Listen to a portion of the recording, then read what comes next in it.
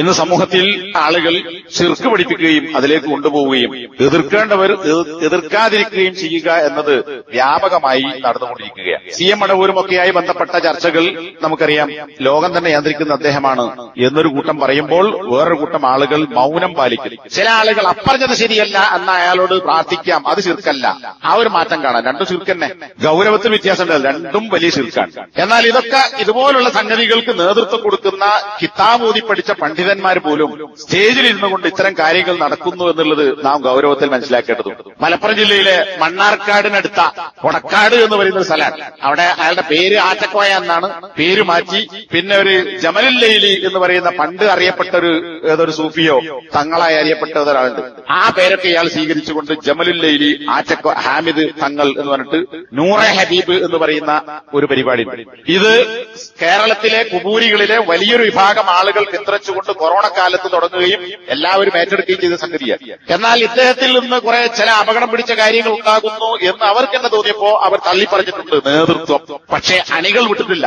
ലക്ഷക്കണക്കിന് ആളുകൾ ഇദ്ദേഹത്തിന്റെ പരിപാടികൾ പങ്കെടുക്കുകയും പണം നൽകുകയും ചെയ്യുന്നു. കൊടിയ ശിർക്ക് അദ്ദേഹത്തിന്റെ ഒരു വാക്കാണ്. നിങ്ങൾ യൂട്യൂബിലൊക്കെ കണ്ടിട്ടുണ്ടാവും. അദ്ദേഹം ഒരു തേന്റെ കുപ്പി, ആളുകൾക്ക് തേന്റെ കുപ്പിയോ മറ്റോ കൊടുത്തിട്ട് അത് തുറന്ന് എന്നിട്ടെന്തോ മന്ത്ര ജപമൊക്കെ നടത്താൻ പോവാണ്.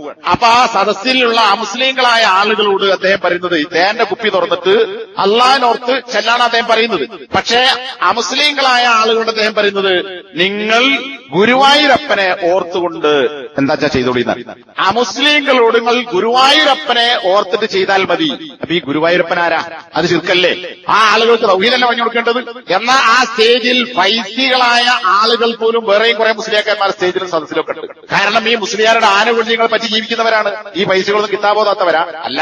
എന്നിട്ട് പോലും ഈ പച്ച കൊടിയ കുഫറും ശിർക്കും പതിനായിരങ്ങളെ മുന്നിൽ നിർത്തി പറയുകയും ഒരൊറ്റ ആളും അതിനെ എതിർത്ത ഒരാളുടെ ഒരു ടിപ്പിൽ വേറെ അയാള് ഇത് പറഞ്ഞെടുക്കാൻ ഏറ്റവും ഉള്ളൂ ഇവരുടെ ആൾക്കാരല്ലേ ചെയ്തുകൂടെ എന്ന് ചോദിക്കുന്ന ചോദ്യമുണ്ട്. അത് അതിന്റെ ശിർക്കും കുഫറും അദ്ദേഹം വിശദീകരിക്കുന്നില്ല. എന്നാൽ ബാക്കിയുള്ള ഇദ്ദേഹത്തെ പൂറ്റി വളർത്തിയ ആളുകളും കൊണ്ടു നടക്കുന്നവളും അവരുടെ അദ്ദേഹത്തിന്റെ പിൻഗാമികളായി ഉള്ള ഭൂരിപക്ഷ സംഘടനയുടെ ആളുകളോ ഒന്നും ഒരു പ്രതികരണമില്ല. കാരണം അപ്പൊ മറിച്ച് ചോദ്യം വരൂ, പിന്നെ നിങ്ങൾ അത് ചെയ്തില്ലേ എത്തിയില്ലേ, പിന്നെന്താ ഇയാൾ ചെയ്യുന്ന മാത്രം കനയ്യാതി പണിയൊക്കെ ആൾക്കാരെ കൊണ്ട് എടുപ്പിക്കുന്നുണ്ട്. അപ്പൊ ഇത് ഞാൻ പറഞ്ഞു വരുന്നത് ഇത് കുബൂരികളായ ആളുകൾക്കിടയിൽ നിലനിൽക്കുന്നതാണ്. എന്നാൽ തൗഹീദിന് വേണ്ടി പ്രവർത്തിക്കേണ്ടുന്ന സെലഫികൾ എന്ന് പറയുന്ന ആളുകൾ പോലും ഇതിനെ ഗൗരവമായി കാണുന്നില്ല. അള്ളാഹു അല്ലാത്തവരെ വിളിച്ചു പ്രാർത്ഥിച്ചാൽ അവന് മുസ്ലിമാണ്, മുസ്ലിഖ് അല്ല എന്നാ പറയുന്നത്. അപ്പൊ ഈ കണ്ണൂർ ജില്ലയിൽ തന്നെ ഒരു ഗ്രൂപ്പിൽ നടന്ന കുറെ വോയിസുകൾ കേൾക്കാനിടയായി. കേരളത്തിലെ കുബൂരികളായ ആളുകൾ മുഴുവൻ യഥാർത്ഥ മുസ്ലിങ്ങളാണെന്നാണ് ഞങ്ങളുടെ വിശ്വാസം. അത് മാത്രമല്ല മുജാഹിദുകളുടെ വിഭാഗങ്ങളിലുള്ള തൗഹീദുള്ള ആളുകളുടെ എണ്ണവും ഈ സമസ്തക്കാരുടെ കൂട്ടത്തിലുള്ള തൗഹീദുള്ള ആളുകളുടെ എണ്ണവും കൂട്ടിയാൽ സമസ്തക്കാരിലാണ് കൂടുതൽ തൗഹീദുള്ളത്. ഇതൊക്കെ ആരാ പറയുന്നത്? വലിയ സലഫി തൗഹീദ് ഉണ്ട് എന്ന് പറയുന്ന അതിന്റെ പേരിൽ ജീവിക്കുന്ന ആളുകളാണ് പറയുന്നത്. അത്തരം ഒരാളോട് തൃശൂർ ജില്ലയിൽ നടന്ന ഒരു ക്ലാസ്സിൽ വെച്ച് ആ ക്ലാസ് കേട്ട ഒരാൾ സംശയം ചോദിച്ചു, ഗുരുവായൂരപ്പനെ ആരാധിക്കുന്ന ഒരു മുസ്ലിമിനെ കണ്ടാൽ അയാളെ കുറിച്ച് എന്ത് പറയണം? അയാൾ മുസ്ലിമാണോ മുസ്ലിക്കാണോ? അയാൾ പറഞ്ഞ ഷെയ്ഖിനോട് ചോദിച്ചിട്ട് പറയാൻ. ഏത് ഷെയ്ഖിനോട്? ഖുർആനിലും ഹദീസിലും പറഞ്ഞ കാര്യത്തിന് പിന്നെ ഷെയ്ഖ ഖുർആൻ ഹദീസിന് എതിരായി എല്ലാ ഷെയ്ഖും കൂടി പറഞ്ഞു വിചാരിക്കുക. ഒരു ഷെയ്ഖിനെയും സ്വീകരിക്കേണ്ടതില്ല. ലോകത്തൊരു ഷെയ്ഖ് അങ്ങനെ പറഞ്ഞിട്ടില്ല. അപ്പൊ ഷെയ്ഖിനോട് ചോദിക്കണം. പണ്ഡിതന്മാർ പറഞ്ഞ എന്താ? ഒരുത്തൻ ചെയ്യുന്ന കാര്യം അയാളുടെ ബാഹ്യം എന്താണോ അതനുസരിച്ചാണ് വിധി പറയേണ്ടത്.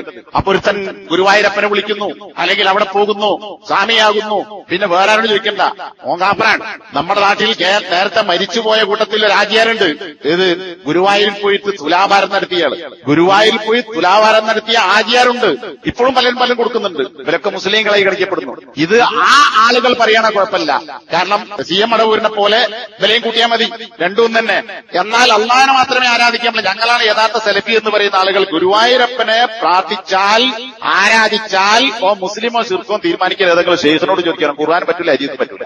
ഇതാണ് സെലഫികൾ എന്ന് പറയുന്ന ആളുകളിൽ തന്നെ കുറെ ആളുകൾ സ്വീകരിച്ചത്. കുറെ എന്ന് പറഞ്ഞാൽ ഭൂരിപക്ഷത്തിന്റെയും അവരൊക്കെ ശിർക്ക് ചെയ്യുന്നവരൊക്കെ മുസ്ലിങ്ങളാണ്. അപ്പൊ ഞാൻ പറയണമെന്ന് വെച്ചാൽ ഇത്തരം വിഷയങ്ങൾ ഗൗരവത്തിൽ നമ്മൾ കാണാം. ഈ സമൂഹം എങ്ങോട്ടാണ് പോകുന്നത്? ഇതിന് നേതൃത്വം കൊടുക്കുന്ന ആളുകൾ എങ്ങോട്ടാണ് പോകുന്നത്? അതുകൊണ്ട് തന്നെ തൗഹീദ് കൃത്യമായി മനസ്സിലാക്കുകയും ശിർക്കിനെ വേർതിരിച്ച് മനസ്സിലാക്കുകയും തൗഹീദിനെതിരാകുന്ന ഏത് കാര്യങ്ങളിലും ഒരു നിലക്കുള്ള പിന്തുണയും ഒരു കൂറും ഒരു ബന്ധവും അത്തരം വിഷയത്തിൽ അവരുമായോ അതുമായോ ഉണ്ടാകാൻ പാടില്ല എന്നത് ഈമാനിന്റെ അനിവാര്യ ഫലങ്ങളായി ലവാസിമു തൗഹീദായി ഭാഗമായി പണ്ഡിതന്മാർ വിശദീകരിച്ച ഖുർആനും ഹദീസും പഠിപ്പിച്ച കാര്യങ്ങളാണ്. അല്ലാഹു സുബ്ഹാനഹു വ തആല അത്തരം ശിർക്കിൽ നിന്നും ശിർക്കിന്റെ ആളുകളിൽ അതിന് നേതൃത്വം കൊടുക്കുന്നവരെ ഷർറിൽ നിന്നും